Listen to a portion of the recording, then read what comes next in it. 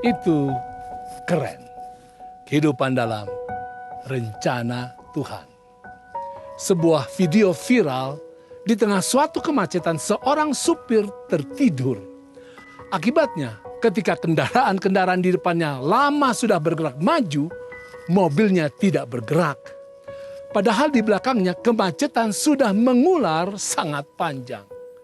Dia kaget bangun ketika klakson-klakson berbunyi nyaring di sekitarnya. Saudara, tertidur ketika Anda mengemudikan kendaraan sangatlah berbahaya. Di India, di selatan kota Indore di negara bagian Madhya Pradesh, dilaporkan seorang supir bus tertidur ketika dia sedang mengemudi. Dan bus itu menabrak penghalang dan jatuh sekitar 10 meter ke dasar sungai yang kering. Akibatnya 20 orang tewas. Efesus 5 berisikan suatu petunjuk-petunjuk penting bagi umat Tuhan di zaman sekarang. Ayat 14 katakan, "Bangunlah hai kamu yang tidur dan bangkitlah dari antara orang mati dan Kristus akan bercahaya atas kamu." Situasi umat Tuhan sekarang ini banyak yang sedang tertidur, bahkan mati rohani. Mereka tidak memperhatikan apa yang harusnya mereka lakukan. Mereka membiarkan kehidupan mereka meluncur dengan begitu saja. Akibatnya, kerohanian mereka mati. Dan yang mengerikan adalah mereka membawa keluarga, saudara-saudara, dan kenalan-kenalan di sekitarnya tewas secara kerohanian juga. Bangun saudara, bangun, bangun. Ayat 15. Karena itu perhatikanlah dengan seksama bagaimana kamu hidup.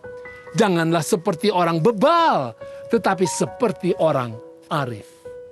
Saudara, bangun secara rohani berarti memperhatikan bagaimana cara kita hidup. Jangan bebal. Yang salah terus dilakukan. Bangun saudara, bangun. Jadilah bijak. Orang yang bijaksana cirinya adalah berhenti melakukan hal yang salah. Kembangkan kehidupan yang baik dan benar.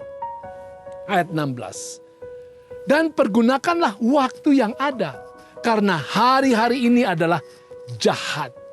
Hidup ini saudara adalah kesempatan, peluang. Tidak selamanya kebaikan dan kasih karunia Tuhan tersedia. Tidak selamanya kesempatan untuk menjadi lebih baik tersedia. Tidak selamanya kesempatan untuk melakukan kebaikan tersedia. Tidak selamanya merubah kesalahan menjadi kebaikan tersedia. Kesempatan itu akan berakhir.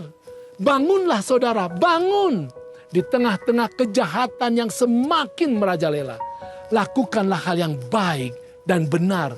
Tinggalkan kesalahan. Ayat 17. Sebab itu janganlah kamu bodoh, tetapi usahakanlah supaya kamu mengerti kehendak Tuhan. Orang bodoh hidup mengikuti dorongan diri sendiri. Akibatnya adalah binasa. Orang Kristen punya penasehat hebat, Allah yang Maha Kuasa. Bangun saudara, bangun. Hubungi Tuhan senantiasa. Tanyakan kehendaknya selalu. Ikuti, maka Anda akan memiliki kehidupan yang terbaik. Ayat 18. Dan janganlah kamu mabuk oleh anggur. Karena anggur menimbulkan hawa nafsu. Tetapi hendaklah kamu penuh dengan roh. Orang di zaman Paulus nampaknya banyak di antara umat Tuhan yang pemabuk. Di zaman sekarang juga ada banyak umat Tuhan yang suka mabuk dengan minuman keras. Anggur adalah minuman yang merusak pikiran. Juga ada banyak racun pikiran lainnya. Obat bius, atau pornografi, atau hoax, atau roh dengki yang memabukkan. Bangun saudara, bangun. Kalau Anda hendak dibimbing oleh Roh Kudus, tinggalkan berbagai kemabukan yang merusak pikiran kita. Maka kuasa Tuhan akan menyertai kita selalu. Ayat 19. Dan berkata-katalah seorang kepada yang lain di dalam mazmur, kidung puji-pujian, dan nyanyian rohani. Bernyanyi dan bersoraklah bagi Tuhan dengan segenap hati.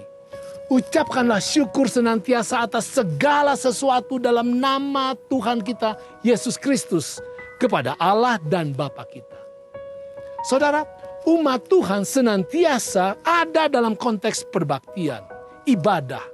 Apa yang kita lakukan harus memperkuat persatuan dan persekutuan jemaat.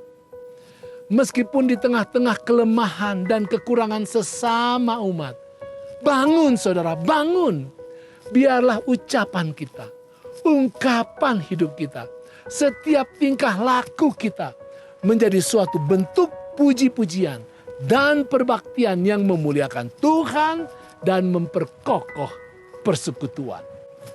Ayat 21. Dan rendahkanlah dirimu seorang kepada yang lain di dalam takut akan Kristus. Saudara, umat yang bangkit dari tidurnya, umat yang memiliki kebangunan rohani, jelas terlihat oleh kerendahan hatinya. Dia akan melihat kebesaran Yesus, maka dia tidak akan dapat meninggikan diri. Dia hanya akan meninggikan Yesus. Bangun saudara, bangun, bangun. Itu keren.